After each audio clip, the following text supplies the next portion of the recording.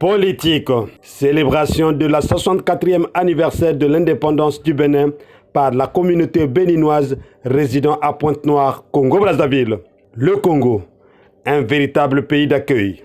C'est un honneur de vous accueillir tous ici aujourd'hui.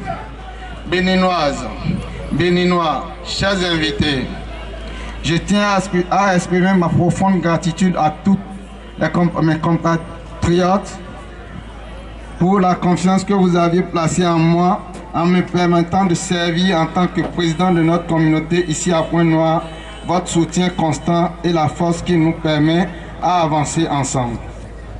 Chers nationaux, permettez-moi de rendre hommage particulier à notre pays d'accueil, le Congo. Grâce à l'ouverture d'esprit et à l'accueil chaleureux du peuple congolais, nous avions pu trouver une seconde nation aux côtés de laquelle nous partageons nos expériences. Le Congo est un exemple éclatant de fraternité et de solidarité africaine. Oui, la félicité du Congo en tant que pays d'accueil, terre d'asile, s'est faite ce jeudi 1er août 2024 par Ibrahim Daouda, président de la communauté béninoise, à l'occasion de la célébration des 64 ans de l'indépendance du Bénin. Cette fête qui s'est étendue sur 2 jours, le 1er et le 4 août 2024, au stade Kokolokopa, dans le 2e arrondissement de Pointe-Noire, Mvumvu, a permis à Ibrahim Daouda d'évoquer l'unité des Béninois qui prévaut depuis qu'il a pris les commandes de la communauté et il a rendu grâce à Dieu et pour sa miséricorde à toutes les difficultés rencontrées au cours de cette année. Chères autorités consulaires et sages associations, en tant que communauté au Congo, nous devons continuer à renforcer nos liens et à promouvoir l'unité. Notre force réside dans notre capacité et nous soutenons mutuellement et à marcher ensemble vers un meilleur avenir.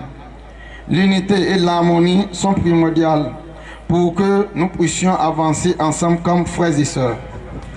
Pour ma part, je reste dévoué et fidèle à la communauté. C'est le serment que j'ai prêté, j'ai mis en place même par les temps d'épreuve. À cet égard, je voudrais vous exprimer toutes mes gratitudes pour les prières, les vœux, les pensées positives dont vous m'avez récemment gratifié. Chers jeunes et mamans du marché, c'est aussi le lieu de rassurer les générations montantes, une bonne gestion communautaire et aux femmes du marché. Je vous souhaite de bonnes ventes au quotidien. Je ressens un immense réconfort et j'en ressors plus déterminé que jamais, plus engagé encore à servir au mieux notre chère communauté au grand dessein. Chères autorités, chers compatriotes, chers invités, ensemble continuons à construire une communauté forte et objective. Vive le Bénin, vive le Congo. Bonne fête à tous. Je vous remercie. Mais d'abord, cet hymne national du Bénin qui traduit la souveraineté du pays de Sékou Touré, de Nicéphore Soglo, de Boni Yayi et de Patrice Talon.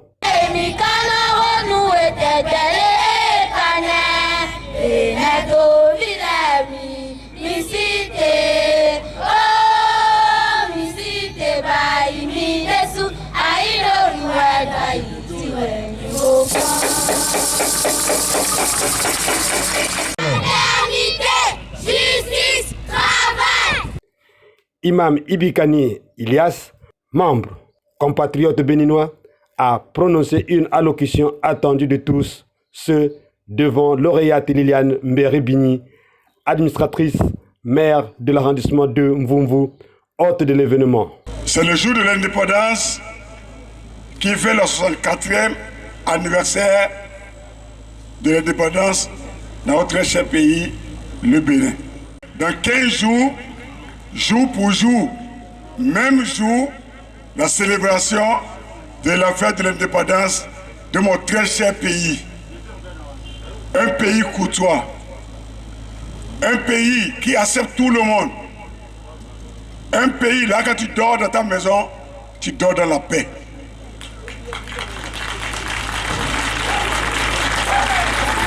J'ai parcouru l'Afrique centrale. Je suis parti au Centrafrique. Je suis parti au Gabon. Je connais le Tchad. je connais le Cameroun, mais tous ces pays, je ne vois pas un pays comme le Congo-Brazzaville. Qui a fait que je puisse devenir ce que je suis devenu? C'est mon cher père, l'homme que j'aime beaucoup, l'homme qui veut que la paix. Quand il parle, il dit la paix. Quand il parle, il dit la paix. Et la paix est la paix. La paix est synonyme de la sagesse. Notre cher président Yamokolo Alekibango Sassou Nguesso. Au cours de cette cérémonie, lauréate Binimberi Bini a, dans son mode de circonstances, évoqué les violences basées sur les genres et surtout celles exercées sur les femmes. Je ne vais pas être très long dans mon allocution par rapport aux violences faites aux femmes. Parce que la violence, est-ce que c'est seulement fait aux femmes? Vous êtes sûr qu'il n'y a pas de violence faite aux hommes? Ah, bien sûr. Mais la violence, c'est pas seulement taper. La violence, c'est pas seulement agresser. Mais ça dépend aussi des injures, la façon de parler à l'autre. Aujourd'hui, il y a plusieurs lois. La loi Mwebara, qui ne protège pas seulement la femme, mais qui protège aussi l'homme. C'est ce qu'on dit le genre. Et cette loi, vous devez en profiter à fond. Vous devez en parler dans les communautés. De telle manière qu'en se disant, j'ai pris le Congo comme pays d'accueil, mais dans ce pays-là, qui est mon deuxième pays, il y a telle loi qui me protège par rapport à telle chose et telle chose. Vous devez la vulgariser. Avant de clore mon propos, je voudrais aussi parler de quelque chose.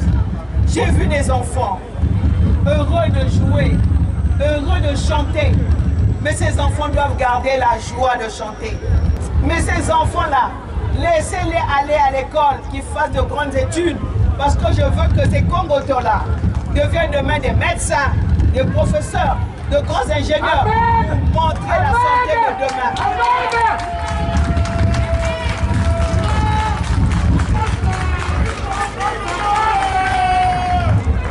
Et je tiens aussi à remercier ces mamans qui ont toujours été au marché, depuis la nuit des temps. Tous les jours, quelle que soit l'heure, tous les jours, elles emballent, tous les jours, elles déballent. Tous les jours, elles emballent, tous les jours, elles déballent.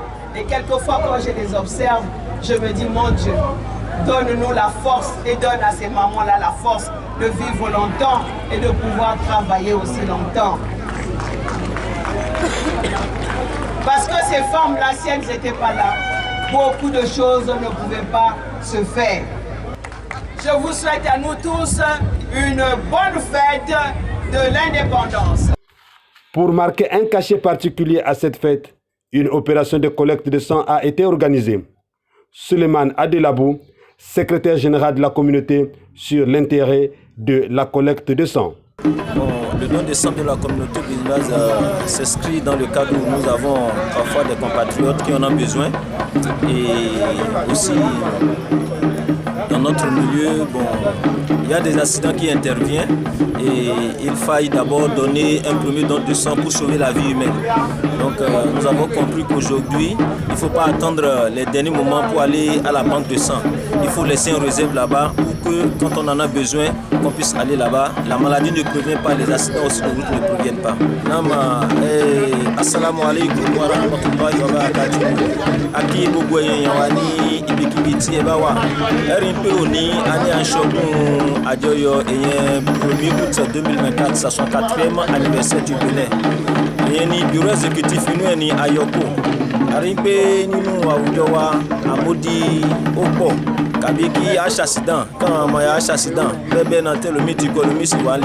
Amati abadele doto. Comment bien que ni un fond de là timpe mato accident quand le daje pada s'arrêter a fi sauver vivre. Bref, Média Plus Océan vous propose l'ambiance des soirées culturelles qui ont prévalu le 1er et le 4 août 2024 au stade Kokolokopa de Pointe-Noire.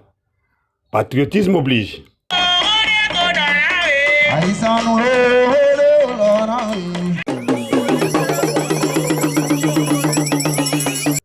Pour Pour votre gouverne, les 64 ans de l'indépendance du Bénin ont été célébrés sous fond de deuil en raison de la mort de l'ancien président de la communauté, Edgar Titus Adjagbodjou, lequel a été inhumé ce samedi 3 août 2024 au cimetière Bellevue de Liambou dans le Kouilou.